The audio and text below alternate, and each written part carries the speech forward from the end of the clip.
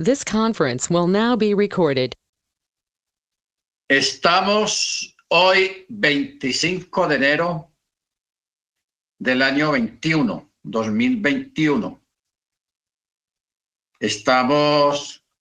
Continuamos con este estudio sobre el marrano coche, un nombre muy llamativo y muy curioso, pero muy profundo. Aquí todavía seguimos hablando de Pérez, porque vamos a descubrir otras cosas más acerca de la palabra porest, o sea, Pérez. Muy bien. Hay una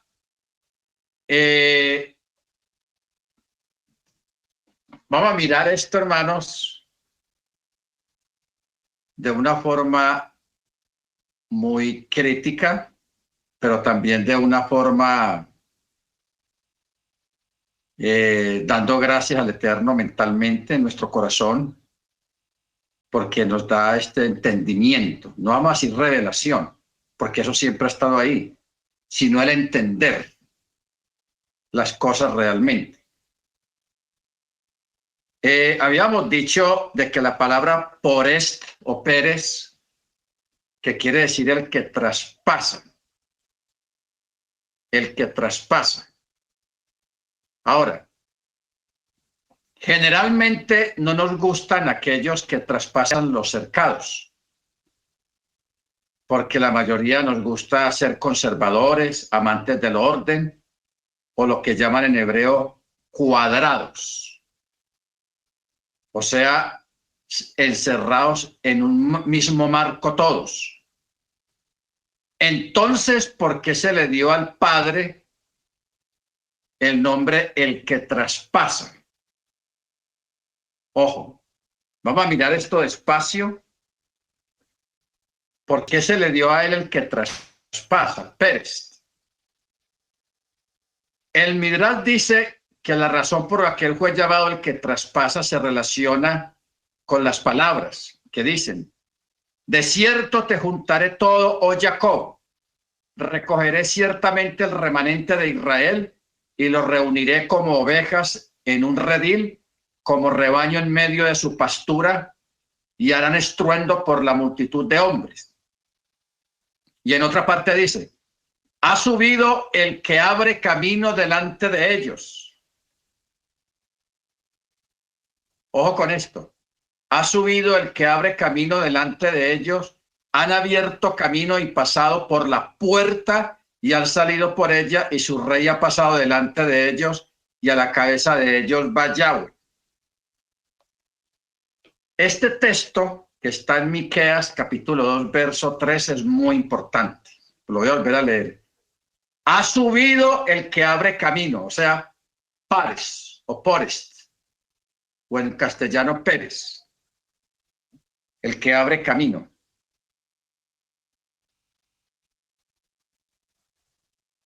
Y han abierto camino y pasado por la puerta y han salido por ella, y su rey ha pasado delante de ellos, y a la cabeza de ellos Yahweh. ¿Cuál es el nombre del Mesías? Justicia nuestra. Él abrió camino y va delante de ellos. Pérez es el padre del que rompe en el futuro al final de los tiempos. Y le pregunto a usted ahora, ¿es su traspaso bueno o malo? O sea, traspasar la cerca. ¿Es buena o malo esto? Cuando hablamos al principio que a mucha gente no le gusta los traspasos, o los que traspasan los cercos. ¿De qué está hablando esto, hermanos? Toda comunidad religiosa, estamos hablando de grupos religiosos evangélicos, ellos tienen su esquema teológico. Por ejemplo, los testigos de Jehová tienen su esquema teológico y no se pueden salir de ahí, de ese cuadrado en el cual fueron puestos, encerrados. El pentecostalismo también está cuadriculado, está encuadrado. El adventismo también está cuadrado. Los mormones también están cuadrados. El mismo judaísmo, ese sí que está cuadrado. También están cuadrados. O sea, encerrados en un mismo marco doctrinal y religioso. Aquí es donde vamos a mirar, hermanos, qué fue lo que hizo Jesús. Es que esto está tenaz. Hay gente que le tiene miedo a los cambios o a la renovación. Entonces, cuando usted dice, no, yo no le tengo miedo a los cambios, entonces ahí mismo a usted lo encasillan como reformista. Porque en el judaísmo existen grupos que se llama una sinagoga reformada. Y en el cristianismo evangélico también existe, por ejemplo, la iglesia anglicana reformada, la iglesia pentecostal reformada, la iglesia bautista reformada. Porque si hubo una reformación reciente fue la iglesia bautista. Los hermanos antiguos recordarán que hace unos 40 años para atrás en la iglesia bautista no permitían instrumentos musicales, solamente un piano. Y eso, el piano, eso duró cientos de años. No se hacían palmas. Eso lo llamaban, no, eso es para los pentecostales, pero los bautistas no hacían palmas en los servicios. Entonces, cuando en la iglesia bautista se aceptó una guitarra eléctrica y una batería, a muchos ancianos les dio un patatús, casi que les da un paro cardíaco del miedo, del espanto, porque para ellos una guitarra eléctrica y una batería, eso era el diablo, el mismo diablo, eso era el mundo. Entonces ellos solamente se atenían al piano de ese antiguo. Pero como había tanta presión de afuera del movimiento pentecostal de los años 60, de los años 70, el movimiento pentecostal tuvo un avance arrollador. Entonces los bautistas ya en los años 90 y en el año 2000, los bautistas estaban viendo de que las iglesias pentecostales se estaban llenando y que ellos seguían con los mismos miembros envejeciéndose ahí y no había una renovación. Entonces muchos bautistas, pastores, comenzaron a incluir instrumentos, a más música, a hacer palmas y todas esas cosas, y empezaron a crecer también a la par con los movimientos pentecostales. Entonces, crecieron, pero vinieron también otros vicios y otras cosas de las cuales pues no vamos a hablar ahora. Lo que estamos hablando es el cisma que provocó la reforma en algunos grupos tradicionales del mundo evangélico. Estamos hablando de la presbiteriana, de los anglicanos, de la metodista y de los grupos bautistas, que son los más antiguos, porque el movimiento pentecostal es muy nuevo. El movimiento pentecostal tendrá 100 años apenas, 110 años no más. Nada más eso. Porque el movimiento pentecostal nace en California, en Azusa Street, allá en California. Y eso fue en el año 1913, me parece, creo. Y ya estamos en el 2013, 2021. O sea que ya han pasado unos 10 años o 8 años después de los 100 años. Pero el movimiento bautista, el movimiento presbiteriano, el movimiento Testigo de Jehová, además, también es nuevo. El movimiento anglicano, wesleyano, esos son movimientos que tienen 2000, no, tiene 200, 300, hasta 400, 500 años de antigüedad.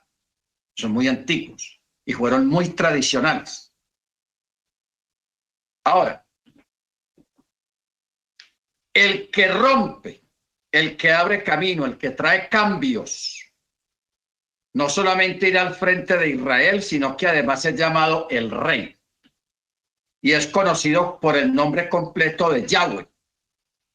¿Dónde lo dice? Miqueas 2:13 dice: el que abre camino ha subido delante de ellos.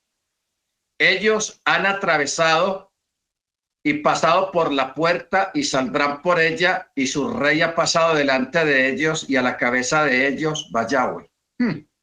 Óigalo. Cuando uno lee este texto en hebreo, porque yo aquí lo tengo en castellano, pero encima está en hebreo. Ya está la palabra Porest o Perest. ¿Cómo la ve? Mire usted de dónde viene este apellido o este nombre del hijo de Jehú, de este muchacho que nació, Pérez, el que abre camino. Ahora, cuando a él le ponen ese nombre, era un nombre profético, porque ese nombre ya estaba entrelazado en varios textos de las profetas. Por ejemplo, aquí en Miqueas 2:13, el que abre camino ha subido delante de ellos. La implicación de este verso es que el Mesías va a expandir y aún a retar el judaísmo normativo de aquella época cuando él vino, al traer la verdadera renovación y entendimiento de la Torá. ¿Cómo podría un simple humano llevar ese rol y ser conocido como rey? Poco a poco se hace más claro que el Mesías es mucho más que un humano. Pero decir que es, vamos a prestarle atención a esto, hermanos. Pero decir de que él es Hachén mismo, como el Pechat lo sugiere, es verdaderamente impactante. Ojo, esto que yo acabo de decir acá, hermano, lo dijo un judío ortodoxo que cree en Yeshua como Mashiach. Que él diga estas palabras, hermano, eso es tenaz. Y hay muchos otros judíos que creen en el Mesías, que eran ortodoxos, que creen que lo que yo siempre he dicho. Acuérdense del eslogan que tenemos 3 eslogan. No los olviden. Yahweh es Yeshua y Yeshua es Yahweh. La Torá es Yeshua y Yeshua es la Torá. Y ocúpate de las cosas de Yahweh y él se ocupará de las tuyas. Esos son 3 eslogans. Ahora, pero decir que Yeshua es el mismo Hachén, como el Pechat lo sugiere, esto sí es tenaz.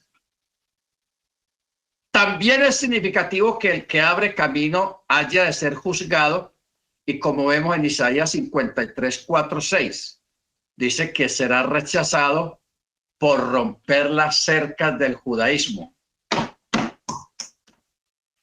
Tenaz. No sé si usted ha entendido eso. O sea, yo estoy hablando muy rabínicamente, pero yo creo que ustedes también tengan mente rabínica, porque es la única forma de entender las escrituras hebreas. Y la Biblia que usted tiene en su mano, aunque es un documento traducido, sea al inglés para el hermano Álvaro y para la hermana Niurka y algunos hermanos, y para otros que está en castellano, pero la Biblia de Génesis, Apocalipsis es un libro hebreo, escrito por hebreos para una audiencia hebrea y escrito en el idioma hebreo. Hay que empezar por ahí. Ahora,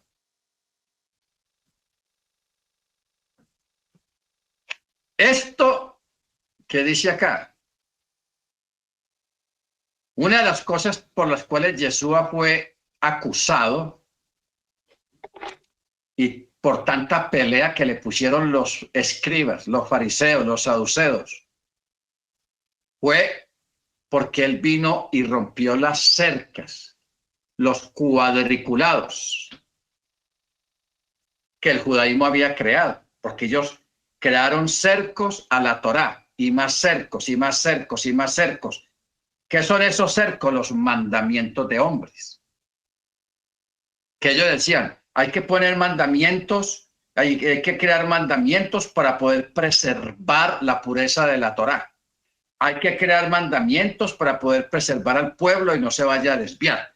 Pero pusieron mandamientos y mandamientos y mandamientos y mandamientos de hombres, ¿ok? Que eso es lo que Pablo llama los rudimentos de la Torá.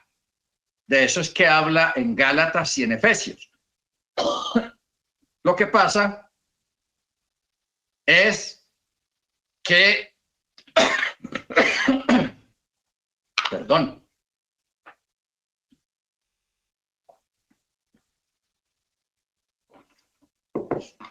lo que ocurre es que la palabra ley la pusieron parejo tanto cuando habla de mandamientos de hombres, o sea, la halajá, como también cuando habla de la Torá o los mandamientos dados por el Eterno. Los encasillaron con la misma palabra. Pero, ¿qué pasó ahí?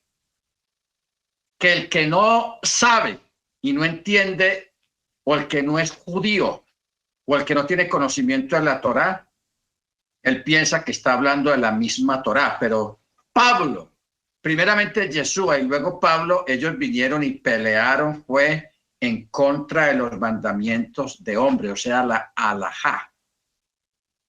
La halajá. Entonces, por eso hay gente que malentiende cuando en Gálatas o en Efesios dice que os volvéis a los rudimentos de la Torá. Cuando habla de los rudimentos de la Torá, no está hablando de la Torá en sí, sino de los mandamientos que le añadieron a la Torá. El problema es que usa la misma palabra para la Torá en traducida al castellano, que es la palabra ley. Ese es el problema. Entonces, cuando una persona no conoce bien cómo funciona la Torá y cómo funciona el judaísmo internamente, se va a confundir. Se va a confundir.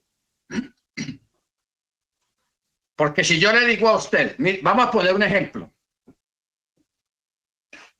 Yo le digo a ustedes, un ejemplo. Hermanos, no olviden el mandamiento del encendido de las velas. La ley del encendido de las velas. Entonces, si hay una persona aquí en el foro que apenas tiene una semana que está en las clases y que apenas está empezando en las raíces hebreas, esa persona va a decir, el mandamiento de las velas. Sí, el mandamiento de las velas. Ok. Porque con solo oír la palabra mandamiento, la persona dice, sí, de por sí eso debe estar en la Biblia en alguna parte. Luego, esa misma persona va y escucha a una persona, a otro predicador, que está hablando de los mandamientos de hombres. Y entre esos mandamientos menciona lo que él tomó como mandamiento de las velas. La persona, el otro maestro menciona eso de las velas, pero ese otro predicador está enseñando en contra de que eso sea un mandamiento. Entonces la persona se va a confundir porque no entiende. Porque nosotros sabemos, los que estamos aquí sabemos que el encendido de las velas en el Shabbat es una halajá, no es un mandamiento. Es una halajá que tiene su significado y tiene muchos significados, sí, señor. Pero que esté en la Torá, que la Torá diga, el día del Shabbat tienes que tener como norma, como mandamiento, como misbot, las 2 velas. Eso no está en la Torá. Forma parte de la tradición israelita desde la antigüedad usar las velas. Pero que sea un mandamiento, no es un mandamiento. ¿Ok? ¿Cuál es el asunto? Que hay personas, hay maestros que lo ponen como mandamiento. y le enseñan a su gente. Si no hay velas en el Shabbat, no se hizo nada. No hay Shabbat. No hay Shabbat porque el Shabbat sin velas no es Shabbat. Si una persona empieza a hablar con esas cosas, ahí sí se está saliendo de la palabra. ¿Ve? Eso fue lo que hicieron los antiguos, los fariseos y los saduceos y los escribas. Que la tradición, lo añadido, lo pusieron como obligatorio, como mandamiento, y el que no lo hiciera, se condenaba, le caían arriba. ¿Ok? Entonces, por eso es que Yeshua les cayó arriba a ellos y les dijo, ustedes invalidan el mandamiento que hay en la Torá, que sí es real, que está en la Torá, poniendo sobre ellos mandamientos de hombres, que lavarse las manos, que las velas, que el mantel blanco, que las esencias, todas esas cosas, esos son adornos al Shabbat, pero no el mandamiento. Ahora, el hecho de que no sea mandamiento, entonces usted ya no va a usar las velas, no va a usar la esencia, no, eso forma parte de lo tradicional. Simplemente que si usted lo quiere hacer, usted lo hace, porque es una forma de honrar al Eterno, pero que sea obligatorio y que usted se condene o esté violando la Torá por eso, no, de ninguna manera. ¿Ok? ¿Estamos claros en eso? Entonces, Yeshua vino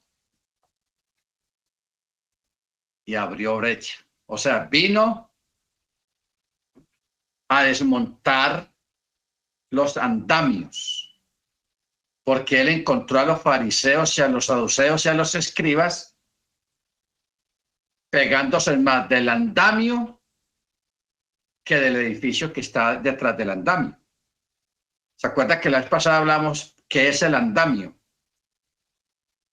El andamio son los mandamientos de hombres, pero cuando ya está listo el edificio, que ya lo terminaron, porque ¿para qué sirve el andamio? Para que los obreros puedan subirse, ir subiendo e ir haciendo los acabados en la parte externa del edificio. Cuando ya todo está listo, se desmontan los andamios y ahí está el edificio, ahí está la construcción. Pero los andamios hay que desmontarlos. ¿Qué pasó con los fariseos, los escribas y los saduceos? Ellos se pegaron del andamio y el edificio se olvidaron de él, porque lo principal es el edificio. ¿Y qué es el edificio? La Torá. La Torá. Ese es el edificio. Bendito sea el nombre del Eterno. Entonces, claro, ellos se llenaron de tradiciones.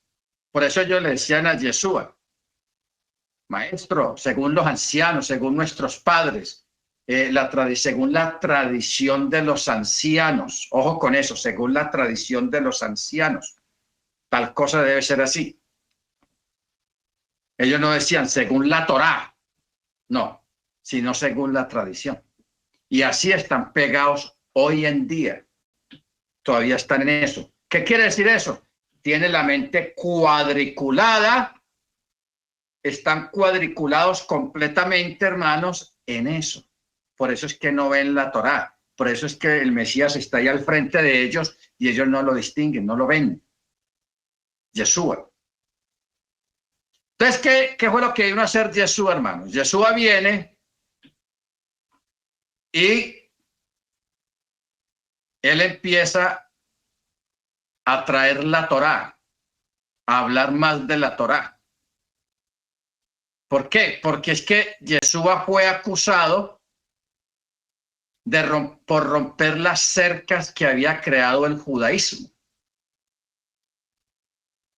Si usted se pone a ver las discusiones que él tenía con los escribas y con los fariseos, era eso, las cercas. Él les decía, ay de vosotros, escribas y fariseos. Ay de vosotros, escribas y fariseos. Ay de vosotros, es que, ¿por qué? Porque él estaba acusando, le estaba diciendo acerca de las cosas que ellos habían creado para su propio beneficio. ¿Ok? Las cercas. Entonces tenían a la gente agobiada. Recordemos lo que estuvimos mirando la semana pasada, que son, en la Torá legalmente hay 613 mandamientos, legalmente, hay 613. Con todas las ordenanzas de los sacrificios, del templo, de los lavatorios, de la purificación, del matrimonio, de todos estos detalles suman 613. El judaísmo ortodoxo tiene 1560 mandamientos. O sea, ellos los duplicaron. El Eterno solamente puso 613 y ellos aumentaron a 1560.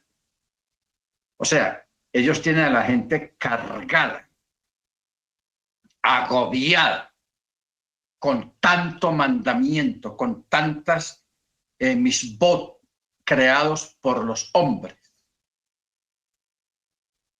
Que la oración de tal hora, que la oración de la otra hora, que la oración de la otra hora, que la oración.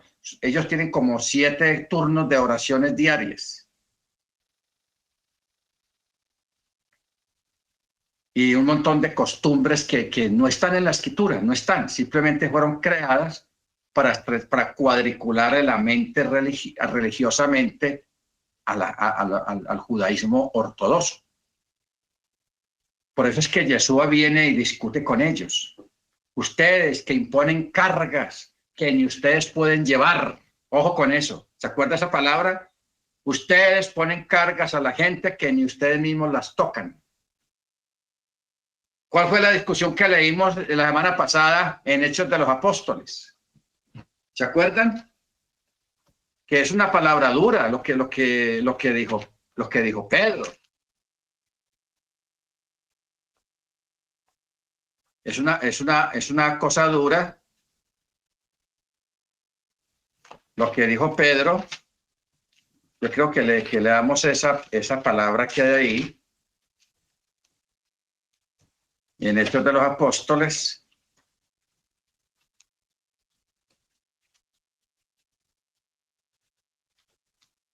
eh,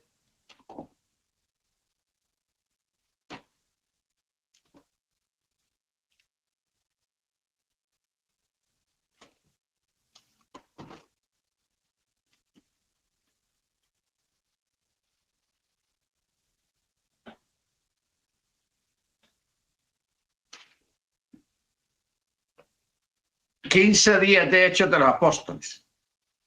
Esta palabra, que se la diga a un judío, a los judíos, es una palabra fuerte. Dice, ahora pues, ¿por qué tentáis a Yahweh imponiendo sobre la cerviz de los discípulos un yugo que ni nuestros padres ni nosotros hemos podido llevar? Ojo con esto. Imponiendo sobre la cerviz de los discípulos un yugo que ni nuestros padres ni nosotros hemos podido llevar. Eso está duro. ¿De qué yugo está hablando? De los mandamientos de hombres. Lo que Gálatas dice, la ley de los mandamientos, así es como se expresa la ley de los mandamientos. O sea, esos son los mandamientos de hombres. Y a eso fue lo que vino Yeshua a retirar. No la Torá en sí, la ley, la Torá, no, sino la ley de los mandamientos, o sea, las leyes que los mismos hombres crearon. Bendito sea el nombre del Eterno. Ahora, cuando le hacemos una gematría a la palabra serpiente y a la palabra Mashiach, los dos tienen el mismo número. O sea, la palabra Najas tiene el mismo valor numérico en gematría que la palabra Mashiach, que es cuando usted le hace una Anahás, la N 50, la G 8, la Chin 300, da 358, que es el valor numérico de la palabra Nahás, o sea, serpiente. Y luego la palabra Mashiach, la M 40, la Chin 300, la Yod 10, la G 8, da exactamente 358. Ahora, recordémonos que Yeshua se comparó a sí mismo con la serpiente. Juan 3:14, él dijo, y como Moche levantó la serpiente en el desierto, así es necesario que el Hijo del Hombre sea levantado para que todo aquel que en él cree no se pierda, mas tenga vida eterna. O sea, aquí vemos a Yeshua comparándose a sí mismo con la serpiente que fue levantada en el desierto por el mismo Moche, para que todo aquel que fuera mordido por la serpiente y mirara a la serpiente de bronce no muriera por el veneno. Todo aquel acto de la serpiente de bronce era apuntando al Mesías, porque el Mesías también fue erigido en un poste, en un palo, en una estaca. Y el profeta había dicho, y mirarán a él, al que traspasaron, y todo aquel que lo mirare y clamare será salvo. Tenaz. Ahora, lo que a mí me asombra de todo esto es cómo todo encaja a nivel de gematría. O sea, en la Torá, a nivel profético del Mesías y su significado, en el templo, los utensilios del templo, que todo apuntaba a Yeshua, uno se asombra, yo al menos me asombro de la perfección a nivel de gematría, de cómo todo coincide. Todo coincide, hermanos. Eso es impresionante. ¿Ok? Ahora, el Mesías que rompe a través del judaísmo normativo desde adentro para traer renovación, siendo rechazado por muchos. Él tendrá la autoridad para redefinir no solamente el propio significado de la Torá, sino también para redefinir el judaísmo y su práctica real. La promesa de un pacto renovado se basa en una adoración y un entendimiento apropiados del Eterno. Amén. Por eso Jeremías dijo, he aquí vienen días, dice Yahweh. Jeremías 31:30. Dice, he aquí vienen días, dice Yahweh, en los cuales haré nuevo pacto con la casa de Israel y con la casa de Yehudá. Ojo con esta palabra. Haré nuevo pacto.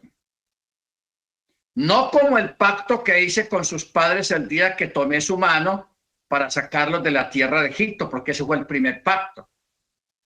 Porque ellos rompieron mi pacto, aunque fui yo un marido para ellos. Pero este es el pacto que haré con la casa de Israel después de aquellos días, dice Yahweh.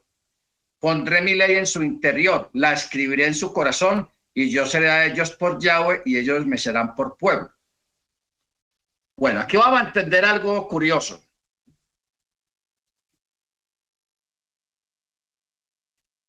En la parachá de este sábado que pasó, este Shabbat que pasó, estuvimos viendo que ahí fue donde se instauró por primera vez la fiesta de Pesaj. Eso es lo que el Eterno está prometiendo acá. Dice, no como el pacto que hice con sus padres el día que tomé su mano para sacarlos de la tierra de Egipto. O sea, aquella noche, antes de salir de Egipto, él hizo un pacto. Y ese pacto fue Pesaj, la fiesta de Pesaj, la cena de Pesaj. Luego, mire usted qué glorioso es esto.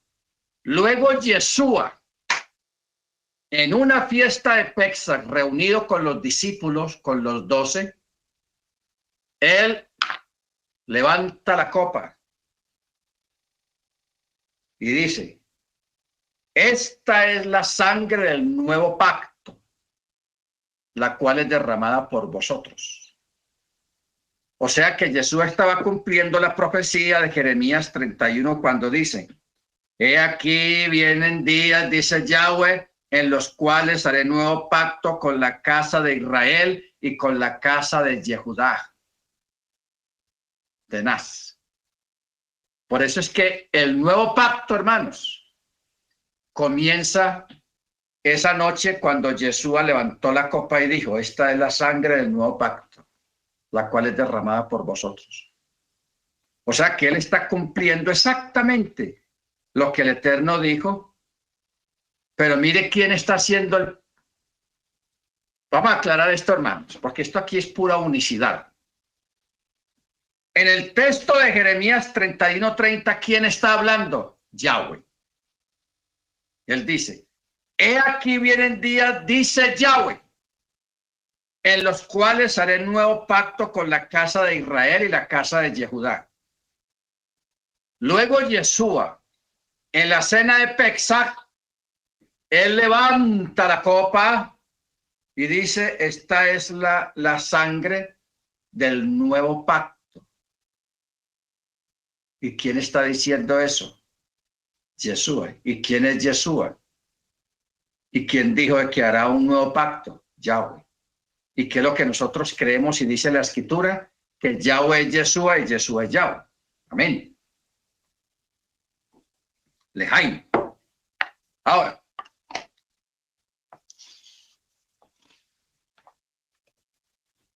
solo se ha sabido de una persona en la historia del judaísmo que ha hablado como un verdadero señor de la Torá, que tiene toda la autoridad para redefinir la Torá y renovarla, y su nombre es Yeshua de Nazaret.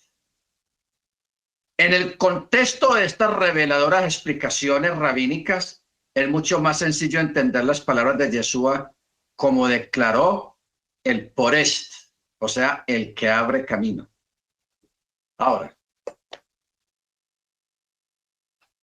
vamos a mirar aquí un texto, hermanos, tenaz. Toda la vida lo hemos leído, hasta algunos se lo saben de memoria, pero nunca entendimos nada. ¿Ok? Mateo 5:17. Mire cómo dice. No piensen que he venido a abrogar la ley, o sea, la Torá o los profetas. Yo no he venido para abrogar, sino para cumplir.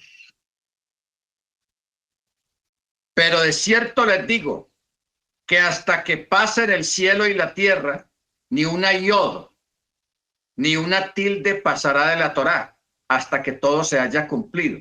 De manera que cualquiera que quebrante uno de estos mandamientos muy pequeños, y así enseña a los hombres muy pequeños, será llamado en el reino de los chamaín. Mas cualquiera que los haga y los enseñe, este será llamado grande en el reino de los chamaín. Ahora, todas aquí está más o menos normal. Pero como nosotros estamos aprendiendo a leer la Torá de otra manera, la Biblia de otra manera, tenemos que buscar en un diccionario qué es lo que quiere decir la palabra abrogar y qué quiere decir la palabra cumplir. Ahí es donde está el detalle. En el texto griego, la palabra abrogar es katalusai. Katalusai. Abrogar. Y la palabra cumplir, plerosai. Muy bien. La palabra katalusai literalmente significa derogar por completo o abolir. Porque Yeshua mismo dijo, no piensen que yo he venido a derogar o abolir la Torá, no, señor. O los profetas, no, señor. Yo no he venido a abrogar, o sea, katalusai, sino para plerosai, cumplir.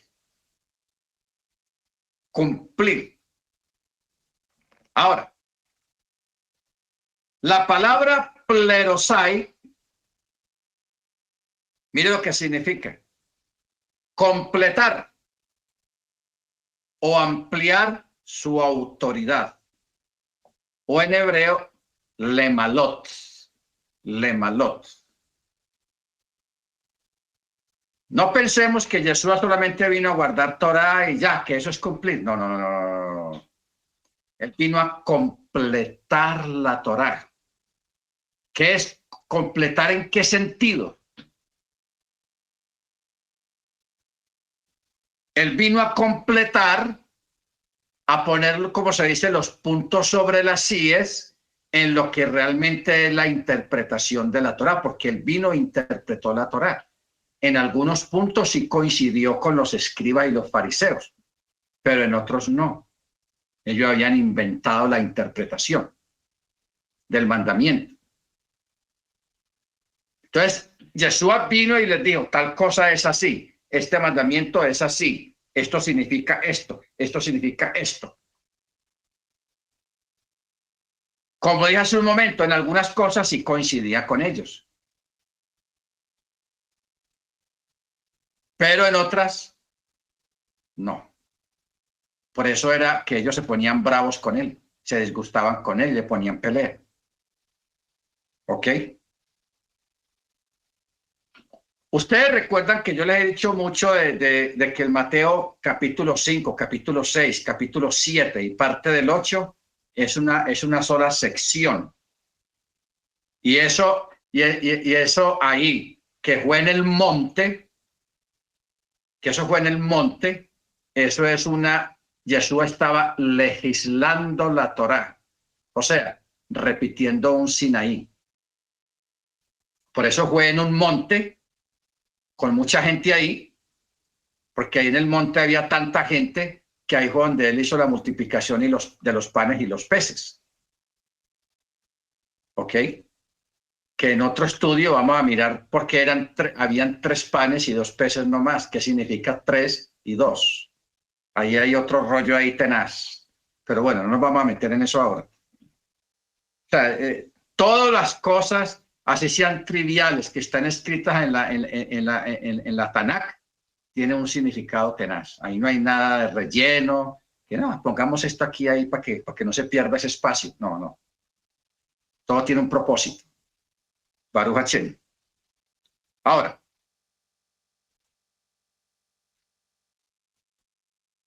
Yeshua da una explicación completa acerca del significado profundo de la Torá.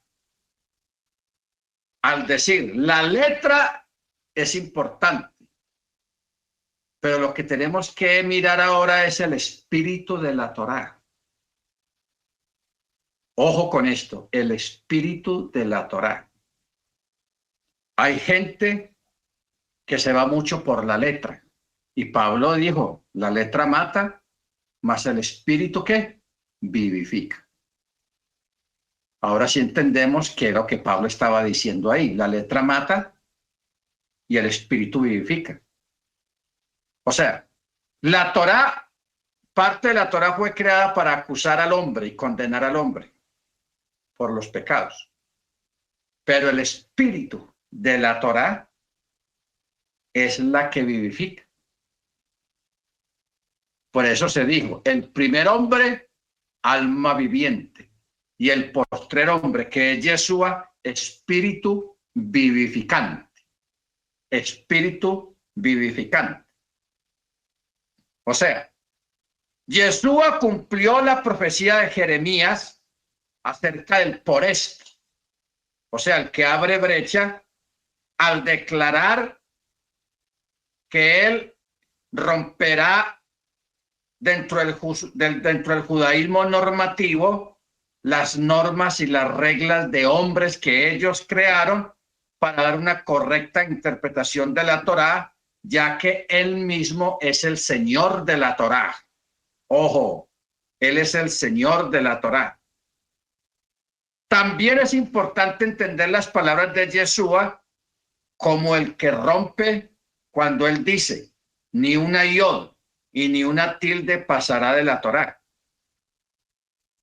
Por eso, hermanos, no sé cómo, pero nosotros tenemos que aprender un poquito de Torá, del hebreo. porque es que a nosotros nos metieron gato por liebre en la Reina Valera cuando pusieron ni una tilde ni una jota de la Torá. ¿Cómo así que ni una tilde ni una jota? Así está este texto en Reina Valera. Es que una tilde y una jota.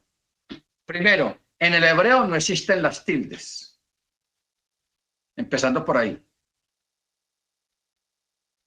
Y la yod se parece sí a una tilde en castellano, pero no que sea la yod sea una tilde. La yod es la y, la i, la yod.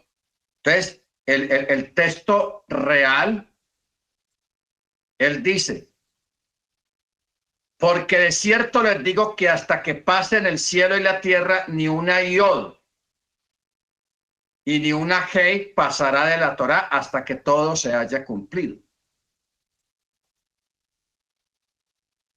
¿Por qué la J? ¿Por qué en castellano dice J? Si la J fue añadida al castellano apenas hace como unos 300 años apenas. O sea, la J no existía en el castellano antiguo. Cuando usted lee la Biblia del Oso, usted ve que la J no existe. La J no existía en el 1500, no existía la J, en 1400 no existía la J. La J fue añadida por los expertos en la lengua española hace como unos 400 años, más o menos, fue añadida la J. Pero no que la J haya existido toda la vida en el castellano, no, señor. O sea que ese texto sí está mal. Que una tilde y una J, eso no está bien. Por eso es que la palabra Jehová en Reina Valera y en otras Biblias modernas no puede. Los testigos de Jehová no sé por qué insisten tanto en eso de que Jehová, si esa palabra, esa pronunciación no puede existir, por cuanto la J nunca existió en la época del primer siglo, en la época del Mesías, y menos antes del Mesías. O sea que por ahí están pelados ya los testigos con eso de que se pronuncia que el nombre del Eterno es Jehová, ¿no? Por eso, en parte por eso, las Biblias católicas están bien, porque ellos nunca pusieron la palabra Jehová ahí en el documento. Siempre pusieron pues Yahweh o Yahweh, como usted lo quiera pronunciar, Yahweh o Yahweh. Porque ellos saben que la J, pero ellos nunca aclaran eso. El catolicismo nunca se para a aclarar de que vea que la J, que tal año, que tal. No, ellos nunca lo hacen.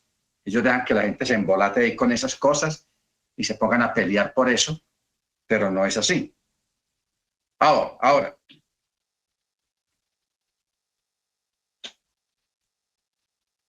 al Mesías a quien se le permitirá traer una renovación.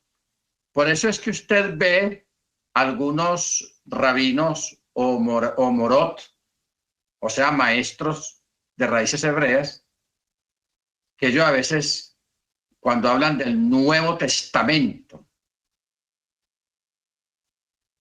eso tiene muchos nombres. Pacto renovado también se le puede decir. El Brit Hadashah, el nuevo pacto. ¿Ok? Pacto renovado, el nuevo pacto, más que toda la palabra pacto renovado, que es más acertado, porque es que Yeshua vino y renovó todo. ¿Cómo entendemos eso? Mateo 5, 6, 7, esos 3 capítulos y parte del 8. Ahí está lo que hizo Yeshua con la Torá. Y porque rabínicamente, en los escritos rabínicos, ellos habían dicho, cuando venga el Mesías, solamente Él puede añadir o crear mandamientos. Solamente Él, nadie más. Por eso es que Yeshua decía, oísteis que fue dicho, mas yo digo. Oísteis que fue dicho, no matarás, mas yo digo. ¿Se da cuenta? Eso es lo que Yeshua estaba cumpliendo, lo que estaba escrito de él, legislando la Torá, profundizando la Torá, dándole espíritu a la Torá, no la letra, porque los fariseos, los saduceos, Y los escribas se pegaban de la letra, especialmente los saduceos. Los saduceos eran muy letristas. ¿Ok? Y hoy en día hay gente muy letrista todavía en raíces hebreas, que le dicen a usted, vea, no, si no está escrito ahí, entonces no me venga con cosas. Y se ponen con esas cosas. Que tiene que estar escrito donde ellos digan que tiene que estar escrito. Pero son personas que no creen en el espíritu de la Torá. Nosotros tenemos que desarrollar en este tiempo es el espíritu de la Torá. No dejar la Torá en sí, la letra. Hay que tenerla en cuenta. Pero no ser demasiado letristas, sino dar lugar al espíritu, al Ruach, en su vida, en su corazón, para que lo mueva a usted, porque usted no puede irse contra un endemoniado y empezar a darle bibliazos con una Torá, te reprendo y dele Biblia. No, así no funciona. Usted ya, para usted sacar un demonio, para usted orar por una persona, usted no lo hace mandando bibliazos por allá o textos bíblicos, no, usted hace una oración. Ese es el espíritu de la Torá. ¿Ok? Ahí donde está en funcionamiento el espíritu de la Torá. O sea, la esencia de la Torá. ¿Dónde podemos tomar un ejemplo de lo que es la esencia de la Torá? En la Biblia, en la Escritura. Por ejemplo, cuando Yeshua habló con el principal de los judíos, Nicodemo, cuando se encontró con él en secreto aquella noche. Mire que Yeshua no le dio citas bíblicas a él. Nicodemo, vea, lean Deuteronomio, lean Éxodo, lean Génesis. No. Él dijo, de cierto te digo que el que no naciere de nuevo no puede ver el reino de Yahweh. ¿Dónde estaba escrito eso? Entonces, claro, Nicodemo se sorprende porque él sabe lo que Yeshua le está diciendo. Él ya entiende que Yeshua le está hablando del espíritu de la Torá. Pero al mismo tiempo no entiende. Por eso él le pregunta, pero maestro, ¿acaso es necesario que un hombre ya viejo vuelva a entrar al vientre de su madre y nacer otra vez de nuevo? ¿Cómo es esto? ¿Cómo funciona? Entonces Jesús ahí le dijo, el que no naciere de agua y de espíritu no puede ver el reino de Elohim. Tú sabes, el viento corre de un lugar para otro, pero no lo ves. Simplemente lo sientes. O sea, Jesús allí estaba introduciendo a un doctor en la Torá, en la ley, a un experto en la ley. Lo estaba introduciendo y le estaba enseñando el espíritu de la Torá. ¿Ok? O sea, nosotros no nos podemos apartar de la Torá de ninguna manera, de la letra. Pero no nos podemos parar sobre la letra siempre, sino que hay que buscarle la esencia, el espíritu de la Torá. Y un ejemplo es este, el que no naciere de agua y de espíritu no puede ver el reino de Dios. Baruch Hashem. ¿Qué le dijo? Otra forma del espíritu de la Torá con la mujer samaritana. El que bebiere de esa agua que hay en este pozo volverá a tener sed, pero el que bebiere del agua que yo le daré no volverá a tener sed jamás. Y aquella mujer que no quería volver a tener sed jamás en su vida dijo, maestro, dame de esa agua. Yo quiero de esa agua porque yo no quiero volver a tener sed. Y en el último y gran día de la fiesta, Yeshua se pone en pie y dice, el que creyera en mí, mire que ahí no está hablando nada de que el que creyere, como dice en Éxodo, como dice en Deuteronomio, como dicen Reyes, como dice aquí. No.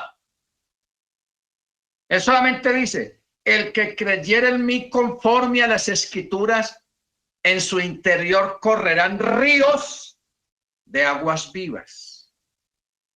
Ahí está hablando del espíritu de la Torá, la esencia.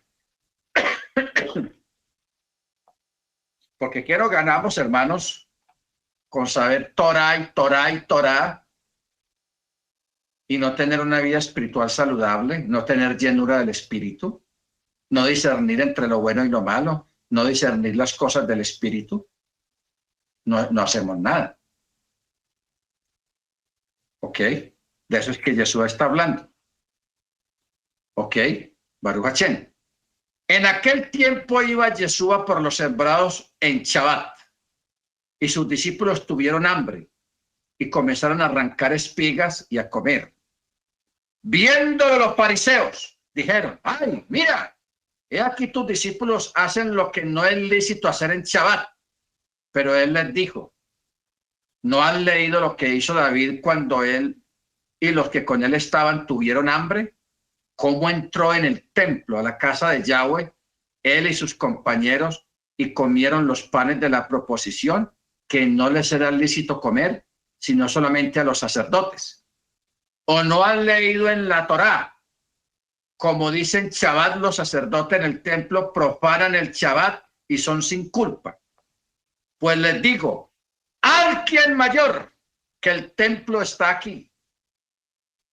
Y si supieran lo que estas palabras significan, misericordia quiero y no sacrificio, no condenarían a los inocentes, porque el Hijo del Hombre es Yahweh de Shabbat.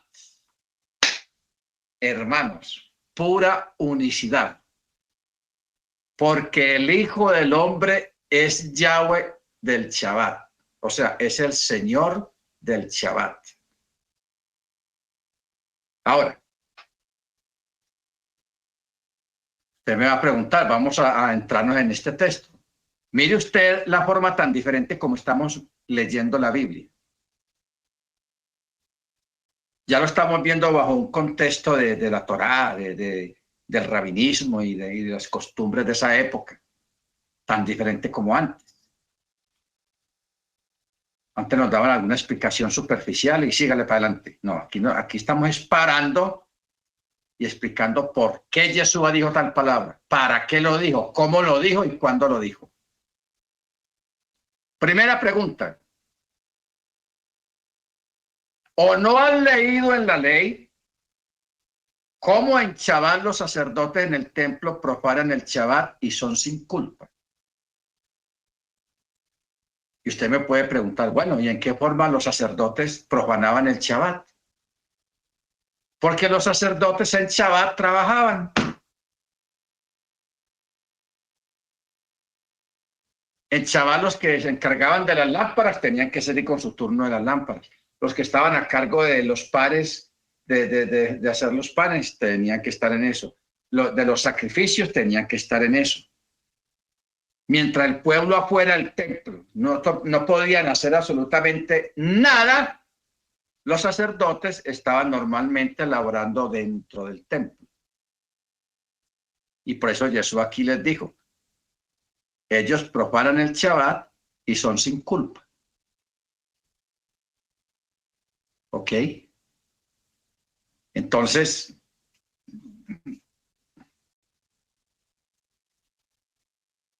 ya ahí surgen muchas preguntas. Porque yo recuerdo un hermano de esos letristas, que los hay en raíces hebreas, me dijo, Roel, ¿usted desde dónde viene para venir aquí al servicio del Shabbat? Y yo le dije, yo vengo desde Guarnia a Medellín. Entonces de una me dijo, usted está profanando el Shabbat. Usted no puede venir desde tan lejos aquí al servicio, a hacer el servicio. Usted debe venirse a amanecer aquí, viernes antes del Shabbat, y estar aquí. Así me dijo. Entonces yo lo llevé a este texto y le dije, vea, los sacerdotes en el templo están ocupados en las cosas del templo y del Shabbat y son sin culpa. ¿Por qué? Porque están en algo del Shabbat. ¿Ok? Ahora, si yo como pastor o como roé, yo hago el servicio de Shabbat, eso podría ser contado como trabajo, porque yo soy el que abre el servicio, el que da la enseñanza, el que hace todo durante el servicio del Shabbat, y eso es como un trabajo. Porque en algunas partes el pastorado o el roé o el rabino, eso es un trabajo para muchos. Entonces yo estoy violando el Shabbat. Pero ¿por qué no estaría violando el Shabbat? Porque estoy formando parte de algo que tiene que ver con el Shabbat. ¿No entendemos? Si usted se desplaza de su casa para ir a la sinagoga, para ir al lugar donde se hace el servicio del Shabbat,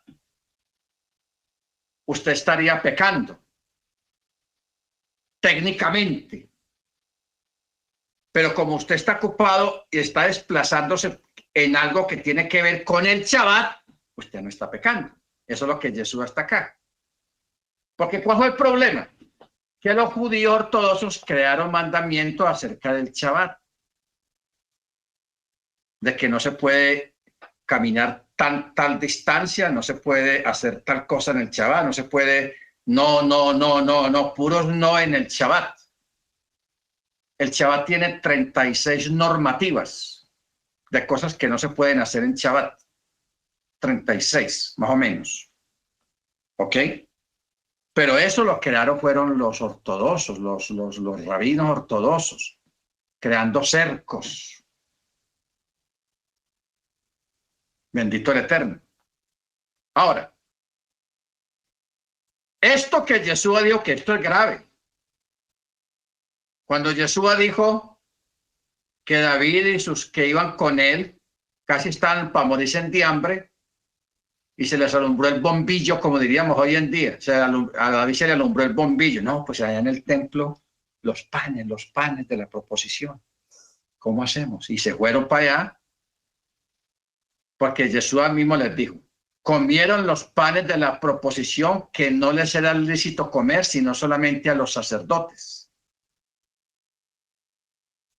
Claro, aquí no hay una explicación el por qué Yeshua aprobó que David comiera los panes de la proposición, que técnicamente por ley no se pueden comer, solamente los sacerdotes, interno.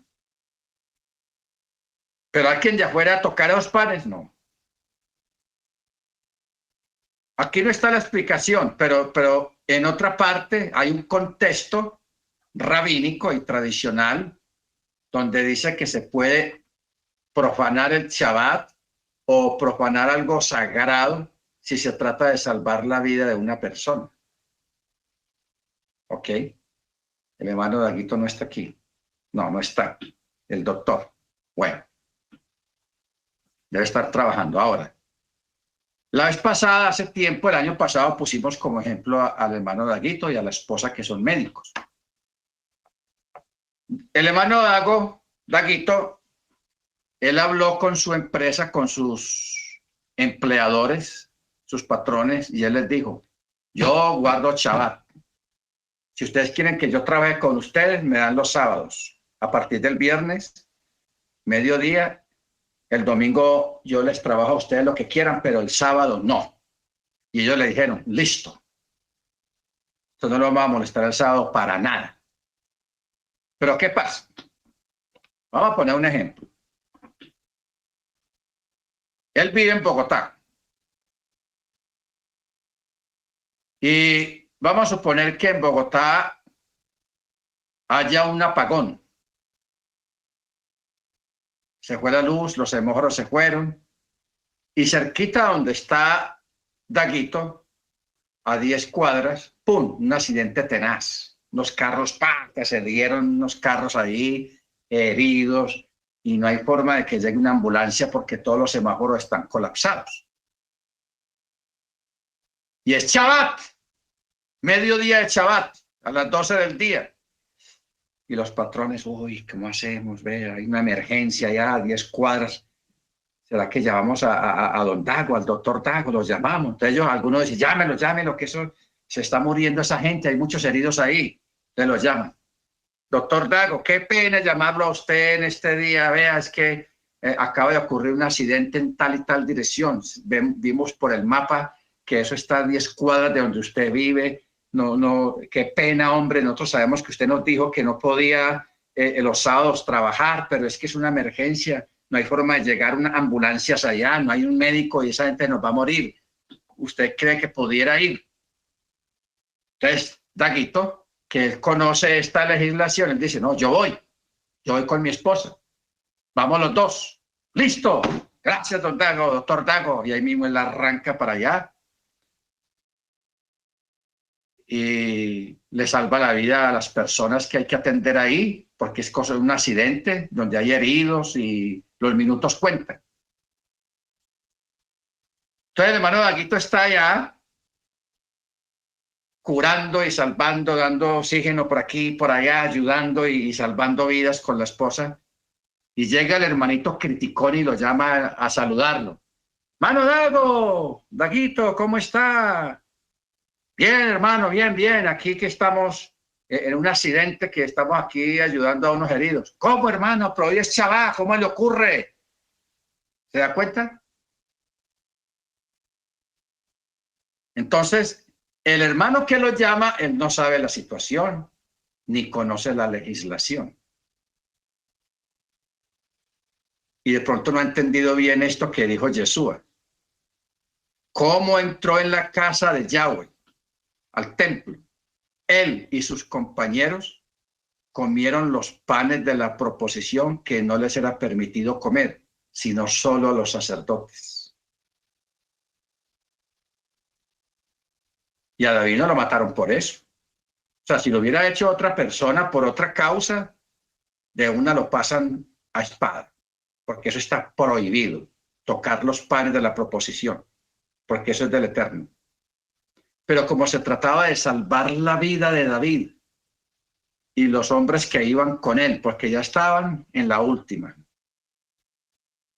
hambriados, llevaban varios días sin comer, y como se trataba de salvar la vida, sí comieron, porque aquí Yeshua no está diciendo nada, que vea, David pecó, la embarró, no. Antes lo está usando el caso de David como un ejemplo a la crítica de los fariseos cuando le dijeron, vea, ahí están sus discípulos haciendo algo que no es lícito en Shabbat, pues que tenemos hambre. Tenemos hambre. ¿Por qué? Porque en la legislación rabínica ellos pusieron en Shabbat no se puede ni estirar la mano para coger un mango, una naranja, una piña que está ahí o un aguacate que está ahí para comerlo porque tengo hambre. O sea, ellos impiden eso a través de los mandamientos de hombres. ¿Ok? Ah, pero es que el texto dice que no se puede. Sí, yo sé, pues no se puede cosechar, o sea, ir con una canasta grande y quedarse 2 o 3 horas recogiendo frutas, ya eso es otra cosa. Pero se está estirando la mano para coger algo para comer porque tiene hambre. ¿Sí no estamos entendiendo, hermanos? O sea, no nos pongamos muy letristas. Ojo con eso. Y tomamos como ejemplo lo que yo acabo de dar del doctor Daguito, que lo llaman a una emergencia, a un accidente, hay que salvar la vida a un montón de gente que tuvo un accidente, él puede hacerlo. Él puede hacerlo y no está pecando ni está profanando el Shabbat. ¿Por qué? Porque la misma Torah dice, la vida está por sobre cualquier cosa. ¿Ok? Así que usted no sea ni sacerdote, ni fariseo, en cuanto al ejemplo que Yeshua dio del buen samaritano. Que ellos vieron al herido ahí. Claro, no era chaval, pero mire que ni en chaval hoy tuvieron misericordia. Por eso es el texto que leímos ahora, donde, aquí mismo que Yeshua mismo lo dijo, cuando dice, o no han leído en la Torá cómo enchavar a los sacerdotes en el templo, por favor, en el Shabbat y son sin culpa, pues les digo que algo mayor que el templo o alguien mayor que el templo está aquí. Si supieran lo que estas palabras significan. ¿Cuáles? Rahem quiero y no sacrificios. O sea, misericordia quiero y no tanto sacrificio. Y dijo, si ustedes aplicaran estas palabras, no estarían condenando a tanto inocente. ¿Por qué? Porque el Hijo del Hombre es amo y Yahweh del Shabbat. Baruch Hashem. O sea, ¿qué está tratando de decir Yeshua? Él claramente le está diciendo que él es el que rompe y el que tiene la autoridad para redefinir la interpretación de la Torá. ¿Ok? ¿Por qué? Porque él vino a romper. No a romper la Torá en sí, sino las tradiciones de los hombres. A romper los cercos que el judaísmo ortodoxo creó alrededor de la Torá. Ahora sí vamos entendiendo, hermanos, ¿me están entendiendo? Esto está tenaz. Mire cómo estamos entendiendo estas cosas tan claramente. Estas palabras de Yeshua. Y lo que se habló de él cuando se le dijo que él era el porest, el que rompe, el que abre surco. ¿Ok? Baruch Hashem. Por eso es que está la pregunta. ¿Cómo te has abierto brecha? Está hablando del Mesías. ¿Quién atravesará la cerca? Será rey por encima de todos los reyes que le precedieron. La esencia del porest, que es su liderazgo, no es conforme a la manera del mundo. La gran renovación de la humanidad que lleva a cabo Mashiach se relaciona con el derribamiento que él llevará a cabo de las murallas del mundo, las murallas religiosas. Él vino a romper todos esos moldes, esas mentes cuadriculadas. Porque una de las cosas que yo entendí cuando me tuve que retirar de la Iglesia Pentecostal Unida, de la cual fui pastor como 30 años, fue eso. Que cuando yo trataba de enseñar y de profundizar en la Biblia, ellos me dijeron, no, usted no puede ir ahí. Usted tiene que ceñirse a lo que nosotros tenemos. O sea, ¿qué es lo que ellos decían o dicen que nosotros tenemos? Que ellos ya le tenían la mente cuadriculada teológicamente a los pastores. No podían salirse del SketchUp.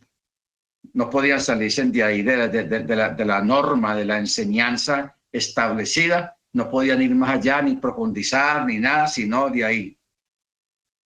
Mente cuadriculada. O sea, esta costumbre rabínica o farisea o de escribas de tratar la escritura, la Tanaj, también la tienen los grupos religiosos de este tiempo. Le cuadriculan la mente a los creyentes y a los líderes. Y si alguien trata de ir más allá o de salirse o de enseñar algo más que ellos no conocen, lo paran ahí mismo. A mí me pararon. Me dijeron, no, usted no puede seguir enseñando. Si yo quisiera enseñar estas cosas allá, esto que estamos mirando, porque yo traté, ellos mismos me pararon, me dijeron, no, usted no puede. Hay un pastor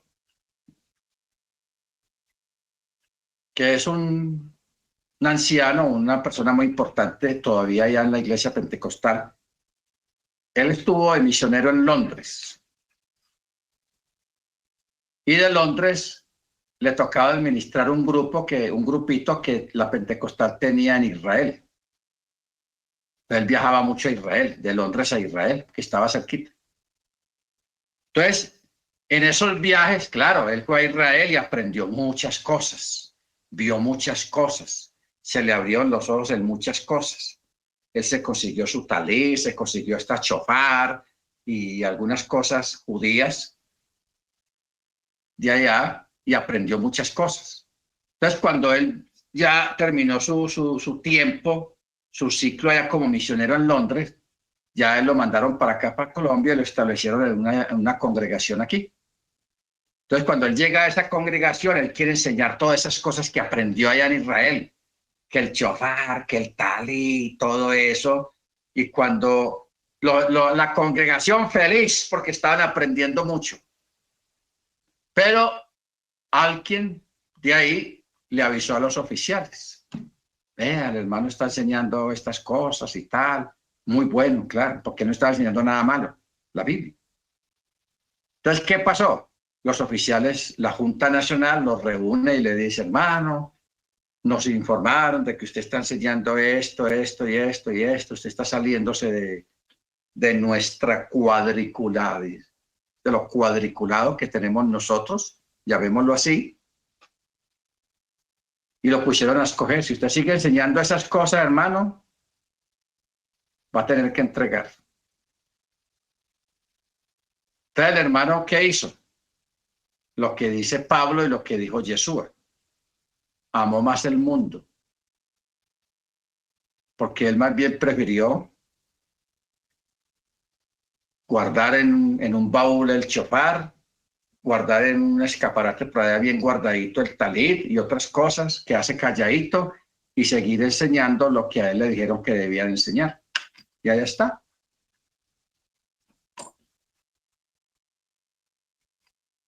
Allá está.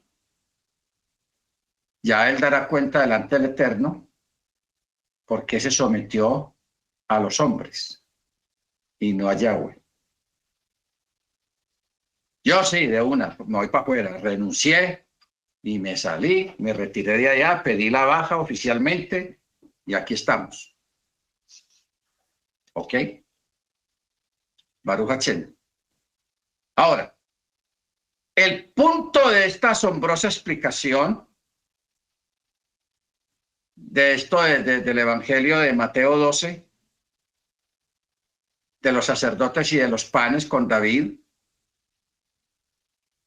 es de que Yeshua o el Mesías no solamente abriría brechas, o sea, reformaría, venía la reformación y traería el pacto renovado, el nuevo pacto.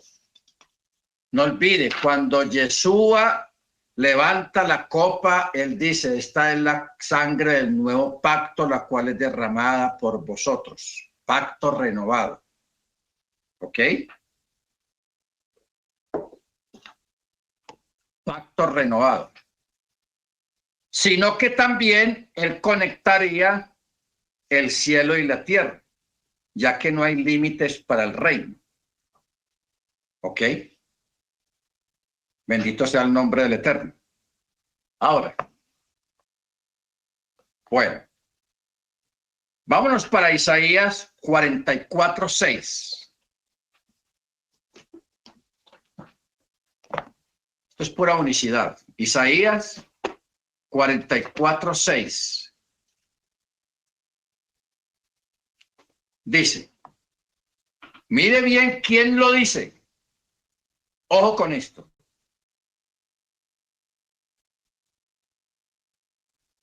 Así dice Yahweh, Rey de Israel, su Redentor, Yahweh Shebaot.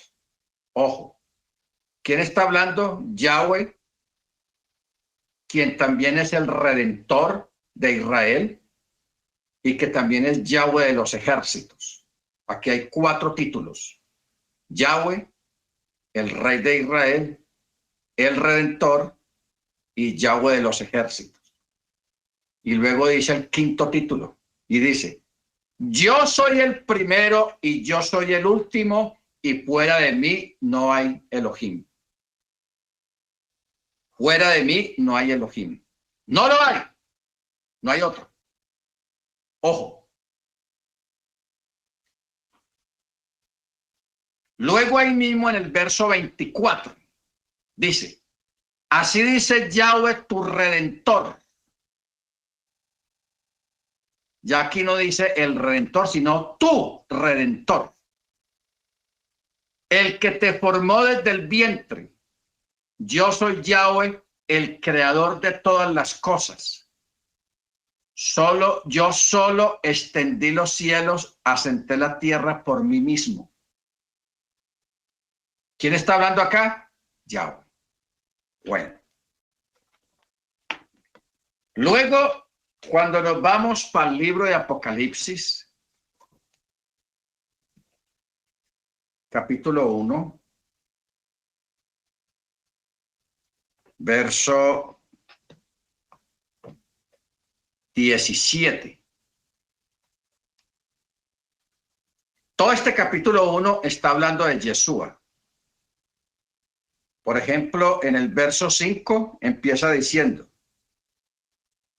Yeshua Hamashia, el testigo fiel, el primogénito de los muertos, el soberano de los reyes de la tierra, al que nos ama y nos libertó de nuestros pecados con su sangre y nos hizo un reino sacerdotal para su Elohim. A él sea la gloria y la soberanía por los siglos.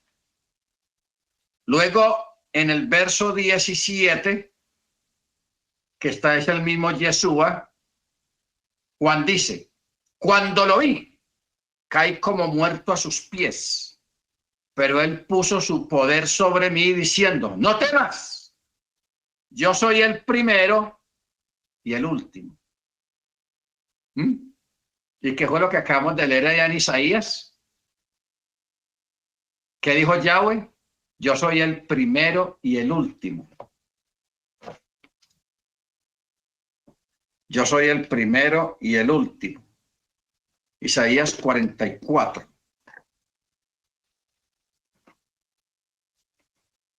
O sea, yo quiero que entendamos bien esta parte.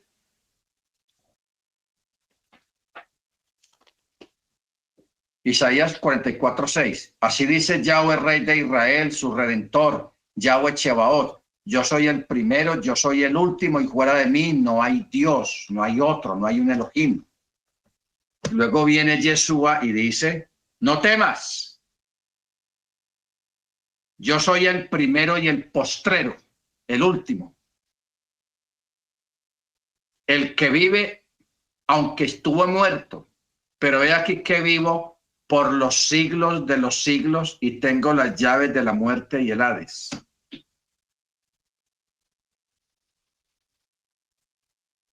Entonces, técnicamente aquí hay una contradicción, porque Yahweh dijo allá en Isaías 44:6 de que fuera de mí no hay otro, y que él es el único que es el primero y el último. Y viene Yeshua y dice las mismas palabras: yo soy el primero y el último. Entonces, usted pudiera preguntar: bueno, entonces que hay dos y uno suplanta al otro. No, es el mismo. No se enrede, es el mismo. ¿Ok? Es el mismo. Ahora, allá en Isaías 44:24, él dice que yo soy Yahweh, el creador de todas las cosas. Ojo, y que él solo extendió los cielos.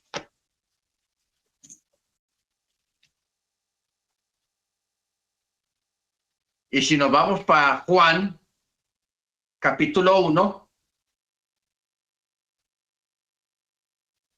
que está hablando de Yeshua, y dice: en el principio era la palabra, el Dabar, y la palabra era Yahweh, y Yahweh era la palabra.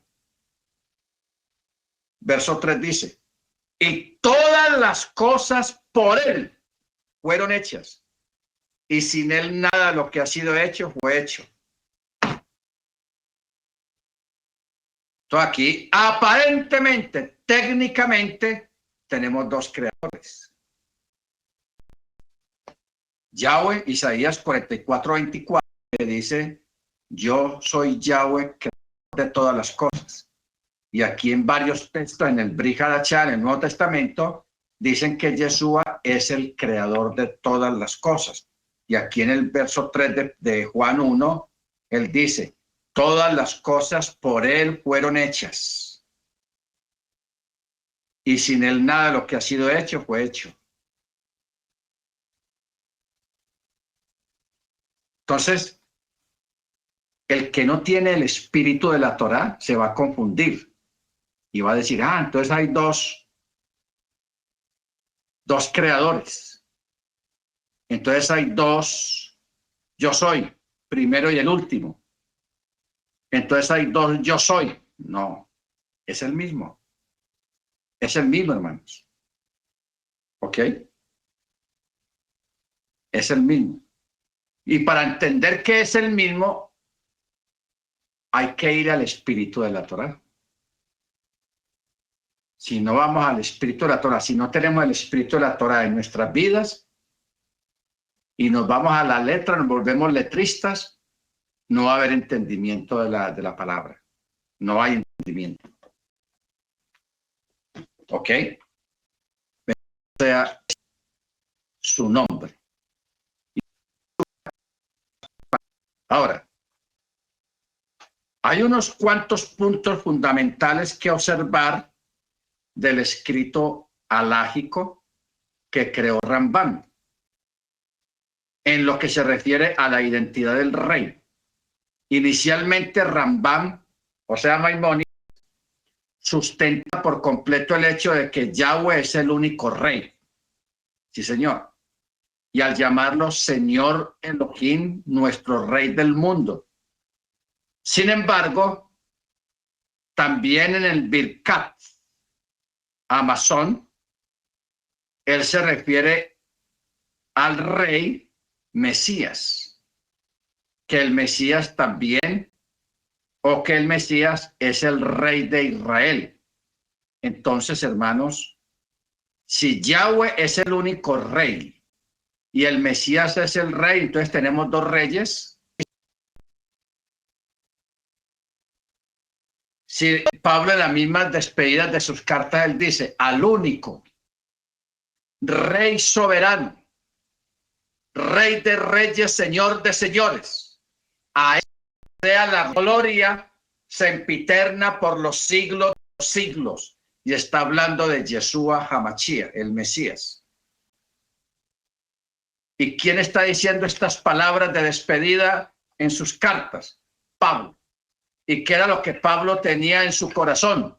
El espíritu de la Torá, que es el espíritu que trae el entendimiento y la revelación de la palabra.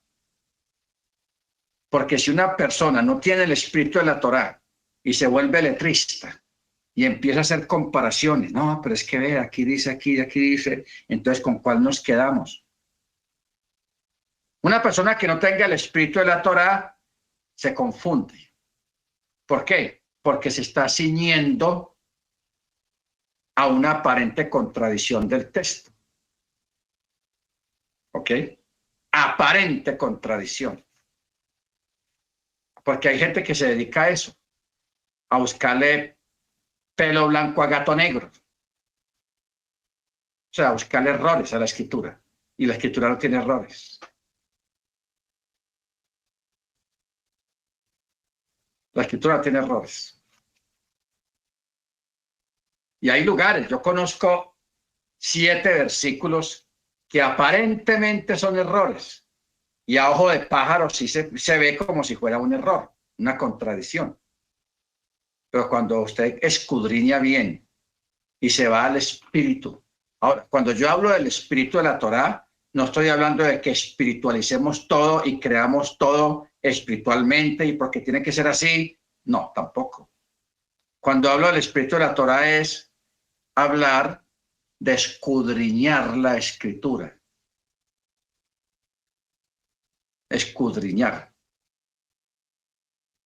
Cuando usted vea una aparente contradicción en la escritura, no arme bulla ni haga escándalo diciendo, ¡ay, la Biblia tiene un error! ¡Véalo, aquí está! ¡Véalo, véalo! No, hasta al contrario. Como usted sabe que la Torá no se contradice y que la Biblia no tiene error, usted tiene que buscar la conciliación en eso que aparentemente hay una contradicción. O sea, hay que buscarle el combo al palo. pero no hacer la bulla ni un escándalo creyendo que hay una contradicción. No la hay. Hay algo que une esa contradicción. Hay un texto que la une. Esa técnica se llama Michenev Av Ketuvim. Michenev Av Ketuvim. Es una técnica exegética que dice que cuando hay dos textos que aparentemente se contradicen, hay que buscar otro texto que los una otra vez, y los hay. Pero que la Biblia contradice, no hay errores. Por eso no pueden haber dos salvadores, no pueden haber dos rocas, no pueden haber dos pastores. Yahweh mi pastor, nada me faltará. Y Jesús dice, yo soy el buen pastor que da su vida por las ovejas. Entonces usted puede decir, uy, hay dos pastores ahí. No, es que no hay dos pastores. No pueden haber dos pastores máximos. ¿Ok? No lo hay.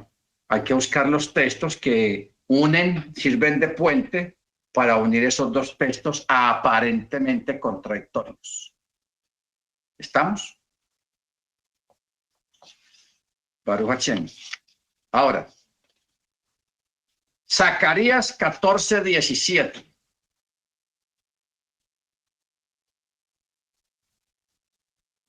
Pero vamos a mirar una conclusión de Isaías 44:6.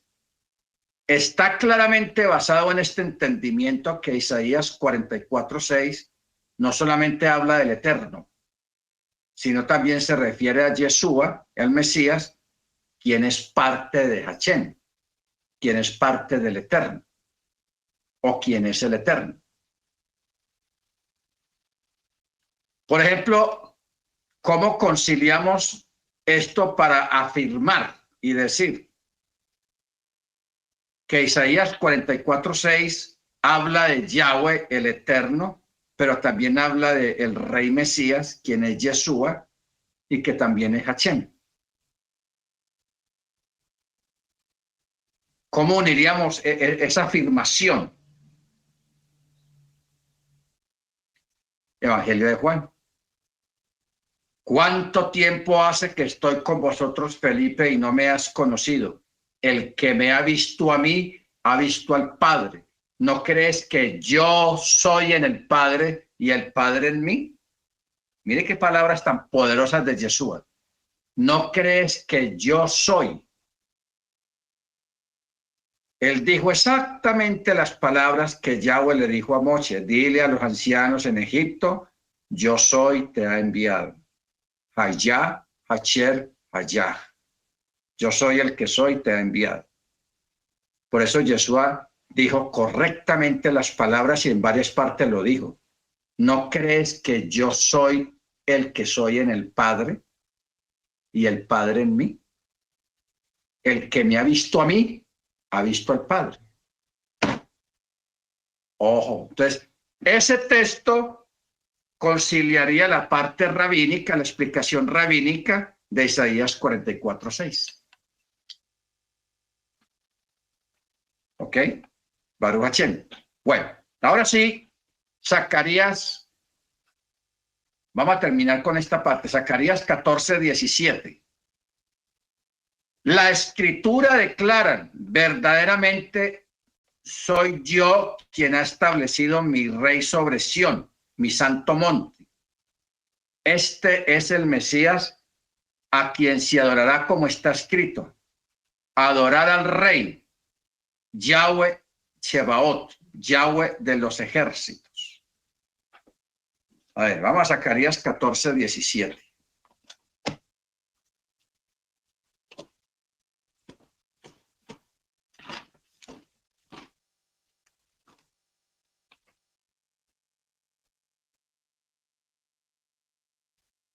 Increíble eso. Este texto. Tenaz. Zacarías 14:17 dice, y acontecerá que los de las familias de la tierra que no suban a Jerusalén para postrarse ante el rey Yahweh Chebaot, no vendrá lluvia sobre ellos. ¿Y quién es el que se va a sentar en Jerusalén, hermanos? ¿Quién? Yeshua. Yeshua. Pero mire cómo se le nombra acá. Para postrarse ante el rey Yahweh Chebaot. Y dice, no vendrá lluvia sobre ellos. ¿Ah? ¿Cómo la ve? Yahweh Chebaot. Por eso no pueden haber dos reyes. Hermana Perdón, Ana. More. ¿Qué quiere decir Shebaot? La palabra Chebaot quiere decir ejércitos. Yahweh, Dios, en Reina Valera se diría Yahweh bueno, en Reina Valera dice Jehová de los ejércitos. Ok, gracias. Pero el texto original se dice Yahweh Chebaot, o sea, Yahweh de los ejércitos. La palabra Chebaot quiere decir ejércitos. Que la palabra Cheba quiere decir, viene del número 7. Ese nombre, bueno, después nos ocupamos de eso, de lo que significa Chebaot. Esa expresión, Yahweh de los ejércitos. Eso tiene un significado muy tenaz. Bueno, mis hermanos, yo quiero que paremos acá porque hay que dejar descansar la mente.